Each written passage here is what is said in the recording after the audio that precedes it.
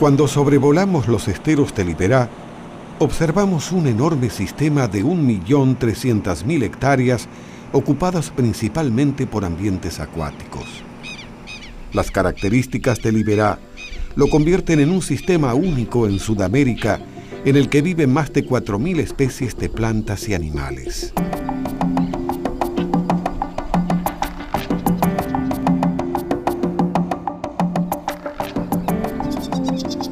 El Liberá se formó sobre un antiguo lecho del río Paraná hace más de 15.000 años.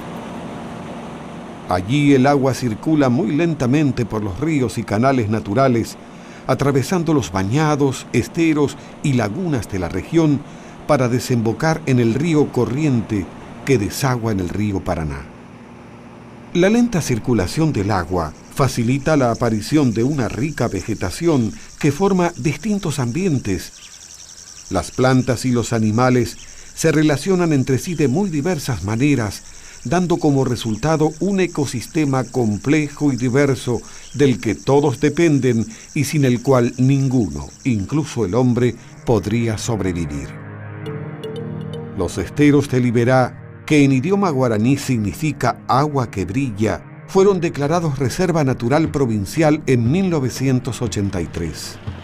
La creación de la reserva y la presencia de guardaparques fueron muy importantes en la recuperación de muchas especies de Liberá, algunas de las cuales se encuentran en peligro de extinción. Con la mayor parte de su superficie bajo agua, los esteros de Liberá constituyen un territorio de muy difícil acceso. Los ríos y lagunas son los caminos que eligen los guardaparques para recorrerlo.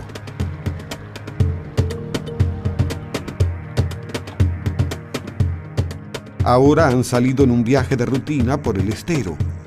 Ellos patrullarán las costas de la laguna durante 3 días, realizando censos de animales silvestres y verificando el estado de sus poblaciones.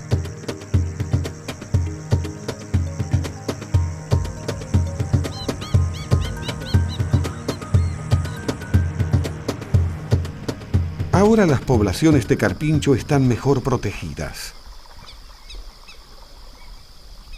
Ellos forman grupos familiares integrados por un macho, varias hembras y sus crías. Los carpinchos viven en el interior del estero y también en las orillas, sobre tierra firme, pero siempre cerca del agua. El carpincho es el roedor más grande que existe. Un ejemplar adulto puede pesar más de 60 kilogramos. Y para mantener su peso deben consumir una enorme cantidad de vegetales cada día.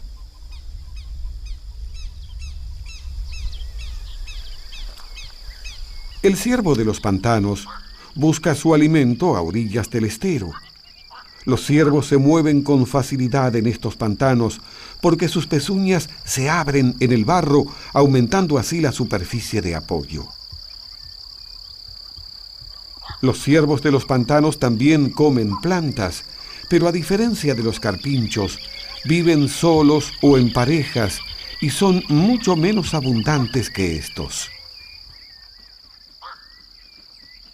Normalmente, los ciervos comparten su hábitat con los carpinchos y también comparten a sus acompañantes. El picabuey usa estos grandes mamíferos del estero como un medio muy eficaz de transporte. El picabuey colabora a veces desparasitando al mamífero. Sin embargo, su principal fuente de alimento son los insectos que se espantan cuando el carpincho o el ciervo caminan. Esta relación es conocida como comensalismo, ya que el ave saca un provecho del mamífero sin hacerle daño. El carpincho y el ciervo de los pantanos comen plantas y son herbívoros. Con el picabuey establecen una relación llamada comensalismo.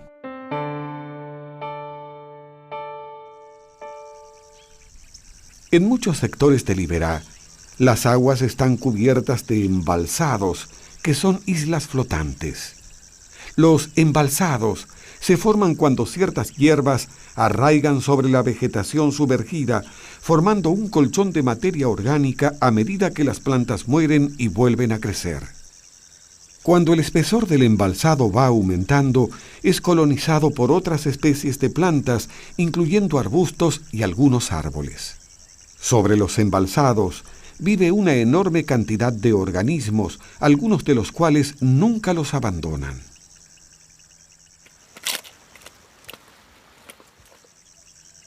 Vivir en el interior de los esteros, aún en los embalsados, demanda algunas adaptaciones por parte de sus habitantes. El jacana ocupa áreas cubiertas de vegetación flotante. Sus largos dedos aumentan la superficie de apoyo evitando que se hunda. El jacana se alimenta de los pequeños invertebrados que viven tanto encima como debajo de las plantas acuáticas.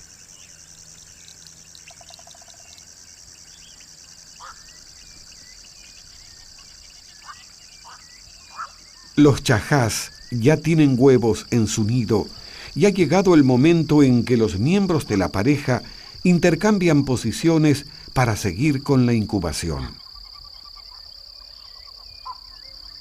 Esto lo hacen por medio de una ceremonia de relevo que es muy importante para el éxito reproductivo de la pareja.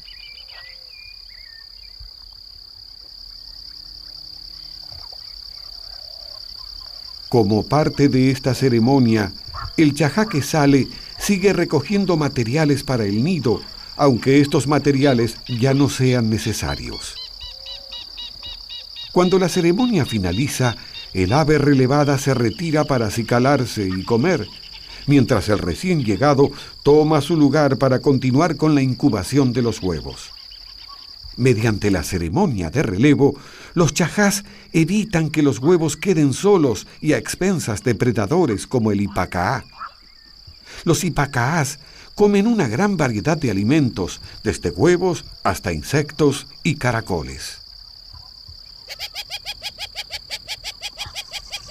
El jacana, el chajá y muchos otros organismos suelen vivir cerca de los grupos de carpinchos y de los ciervos. Al alimentarse, estos herbívoros silvestres cortan el pasto del área, formando zonas despejadas donde es más fácil protegerse de los predadores. Así, muchos organismos cohabitan en las áreas pastoreadas por los herbívoros silvestres.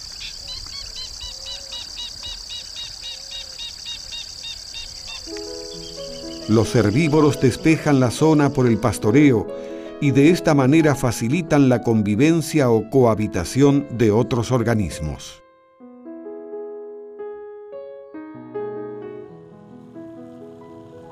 Mientras tanto, en las lagunas y riachos, otros organismos interactúan entre sí, aunque a veces estas interacciones puedan resultar fatales.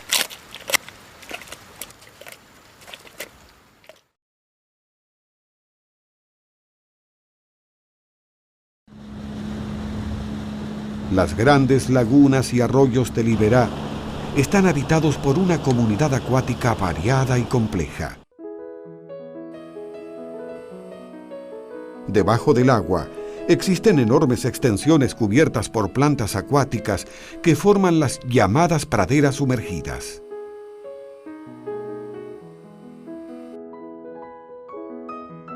Allí hay muchos organismos, como invertebrados y peces, que se alimentan de estas plantas y que son a su vez el alimento de peces carnívoros más grandes. Las poblaciones de estos peces se regulan entre sí y como resultado de esta mutua regulación se estabilizan y alcanzan un cierto equilibrio. Esto también es posible gracias a que los peces grandes son a menudo capturados por otros predadores. Los lobitos de río son hábiles buceadores y todas las mañanas dedican varias horas a capturar su alimento favorito. Una hembra y su cría comparten esta recorrida de pesca. Los lobitos entran en el agua por primera vez a los 2 meses de vida, en la mitad del amamantamiento, y ya no se alejan de ella. El agua está fría y los peces inactivos. No es difícil para estos lobitos obtener lo que buscan. Los lobitos complementan su dieta de peces con otros organismos acuáticos, como moluscos y crustáceos, presas que manipulan con gran destreza. La cría tiene casi 1 año y pronto comenzará a vivir sola. Mientras tanto, aprovecha la experiencia de su madre para seguir aprendiendo a pescar y a defenderse.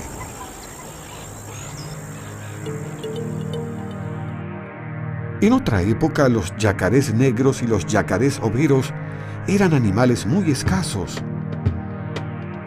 Al crearse la reserva y disminuir la persecución por su cuero, el número de estos reptiles aumentó notablemente en los embalsados y en las orillas de las lagunas. Claro que también tuvieron alimento en abundancia. Pero esta piraña es demasiado grande y hay que ablandarla un poco para facilitar la deglución.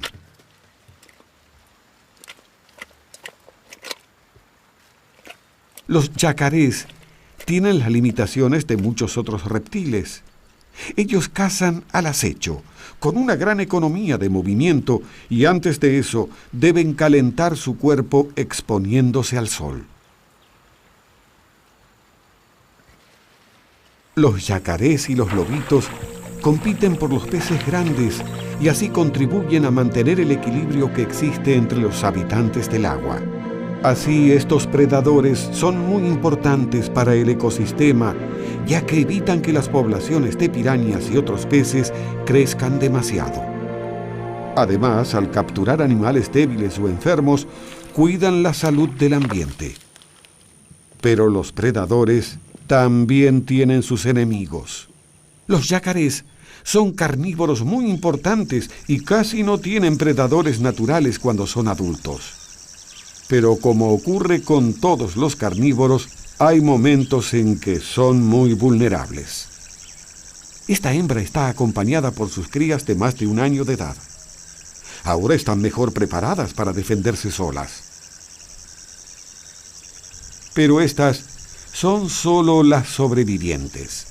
Hasta el 80% de los yacarés muere en sus primeras semanas de vida en manos de diversos predadores. Uno de ellos es el jabirú. Si no existieran predadores como el jabirú, el número de yacarés aumentaría mucho.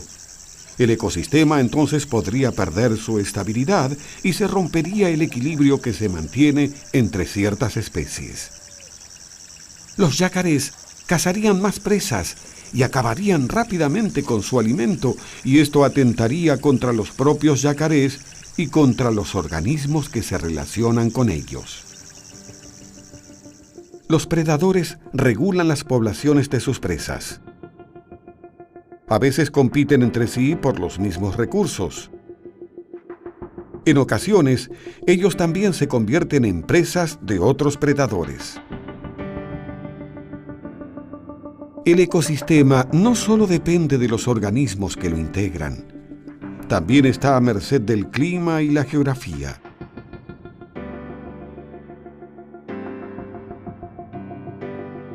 En los esteros, el agua es el elemento primordial, y tanto su exceso como su escasez son peligrosos. La falta de agua durante las sequías muy fuertes produce resultados catastróficos para algunas especies. Pero todas las sequías llegan a su fin.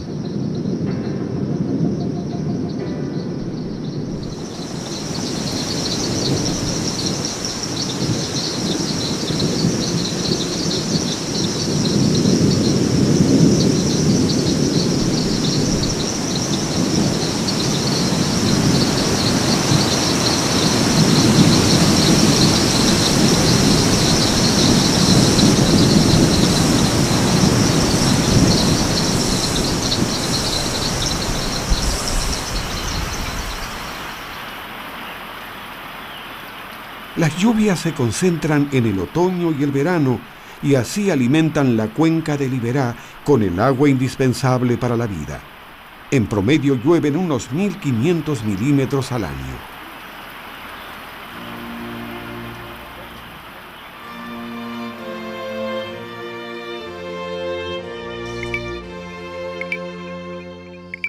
Las ranas responden de inmediato al estímulo del clima. Los machos emiten sus cantos nupciales para atraer a las hembras. Las ranas trepadoras eligen arbustos de baja altura, mientras que las ranas de vientre punteado construyen pequeños estanques en los bordes inundados del estero, desde donde esperan la llegada de una hembra. Los anfibios dependen de la lluvia y el calor para reproducirse y dar origen a una nueva generación de individuos.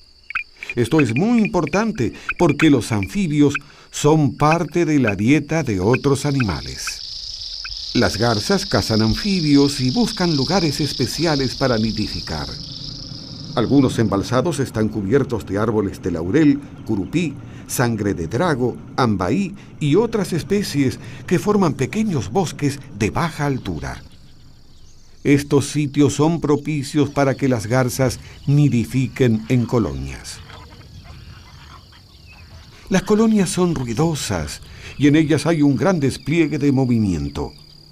Nidificar en colonias es la forma que tienen las garzas de proteger mejor a sus huevos y pichones.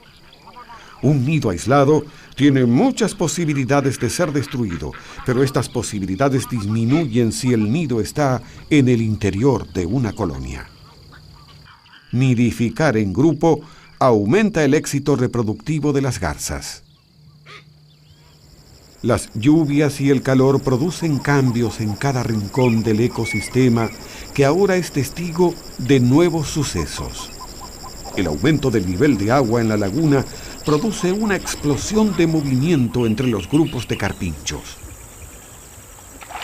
Machos y hembras se entregan a los juegos del amor entre correteos y chapuzones.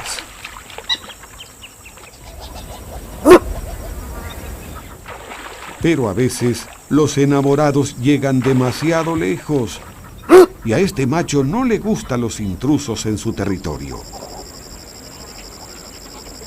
Enseguida pone en práctica sus dotes de líder para defender a sus hembras y a su parcela del estero, expulsando a los carpinchos extraños.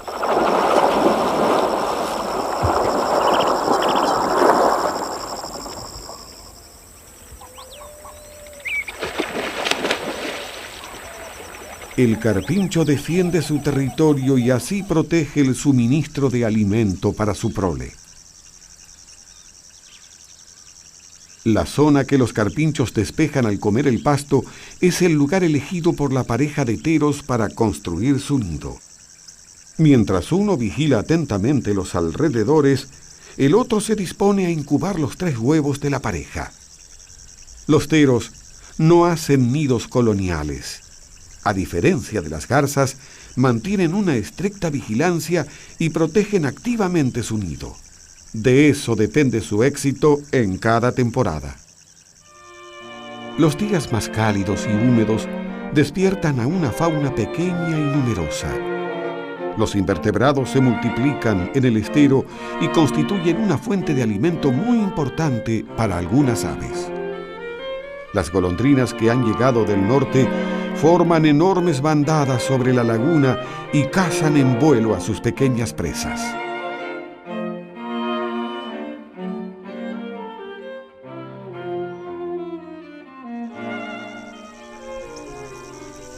El bañado ofrece muchos posaderos que emplea el venteveo para detectar a sus presas entre la vegetación flotante.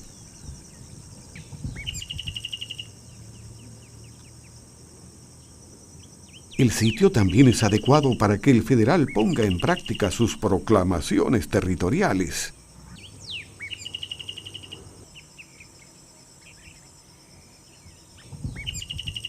Su canto es rico y variado como el de tordos y boyeros, pero el federal combina las señales acústicas con su llamativo color que ostenta al posarse en ramas altas y que también funciona para señalizar los límites de su territorio. En las zonas abiertas por los herbívoros y en otros sectores del estero, muchos animales se han especializado en el consumo de insectos, y estos son un eslabón muy importante en la red trófica del ecosistema. Los esteros de Liberá están habitados por numerosas especies relacionadas entre sí y con el entorno físico. Pero este delicado sistema natural puede ser puesto en peligro por las actividades humanas.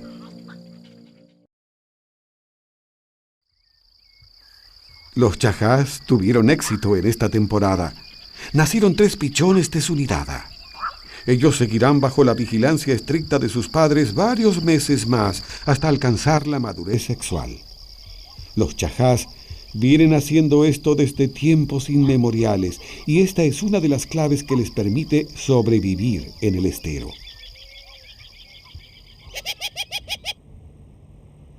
Los jacanas han evolucionado con este ecosistema y sus adaptaciones para vivir sobre la vegetación flotante son producto de esta evolución.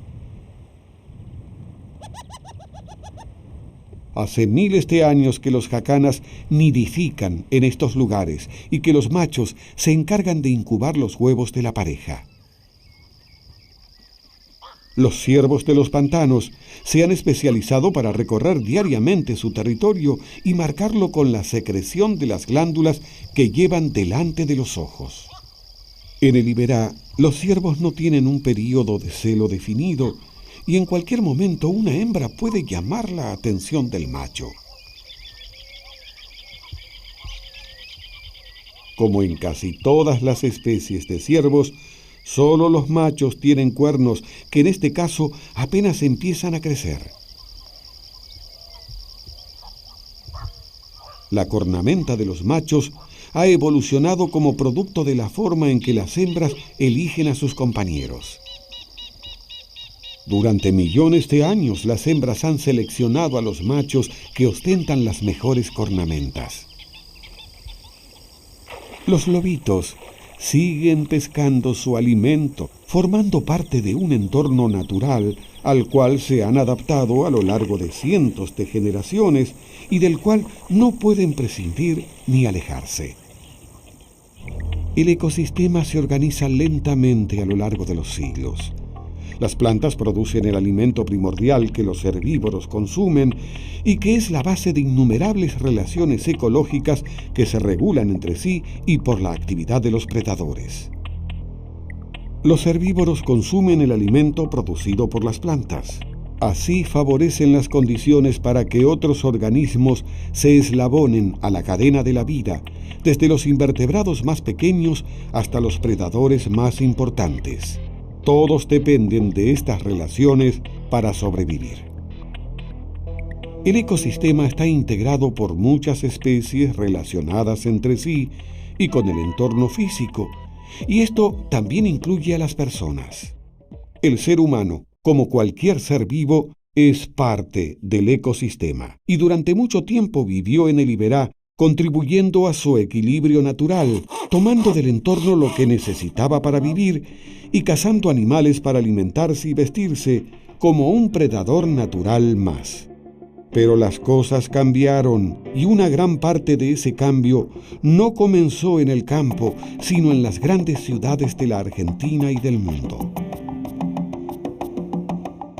Las modas caracterizan épocas y ciudades, y los caprichos de la moda internacional rompieron el equilibrio ecológico que existía en el Iberá. De pronto, la industria de la moda descubrió que los tapados de piel de lobito de río eran tan buenos como los de la nutria europea y que los cueros de yacaré eran excelentes para fabricar carteras y zapatos.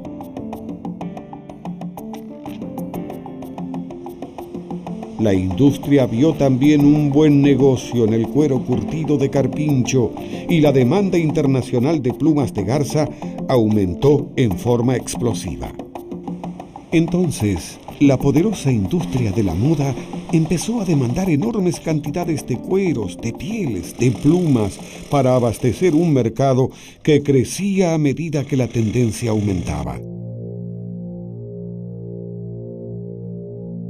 Y muchos de esos productos fueron extraídos del Iberá.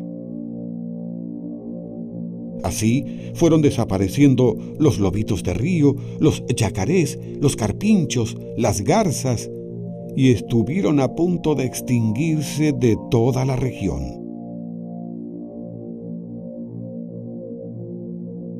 El ciervo de los pantanos corrió una suerte parecida. Usualmente los pobladores lo cazaban por su carne y su cuero, pero el problema para esta especie empeoró cuando los cazadores deportivos, en busca de trofeos de caza para decorar sus paredes, mataron a cientos de ellos.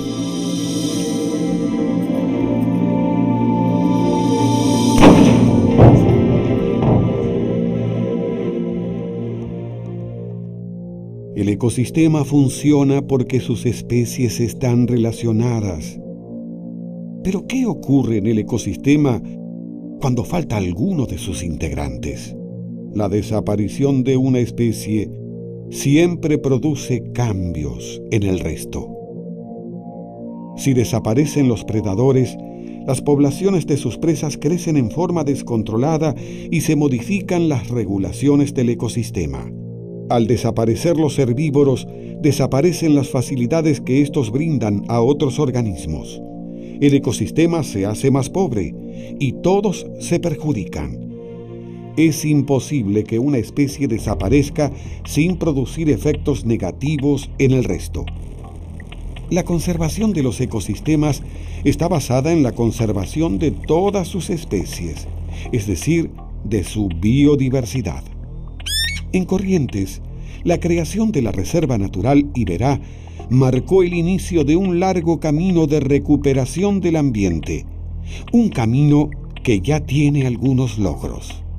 Afortunadamente, el ciervo de los pantanos, el lobito de río, el yacaré y otras especies consideradas vulnerables o en peligro de extinción encuentran ahora en el Iberá un ámbito propicio para seguir adelante con sus vidas, cumpliendo su papel esencial en el mantenimiento del ecosistema y creando las condiciones para un mejor desarrollo de la vida en el Iberá.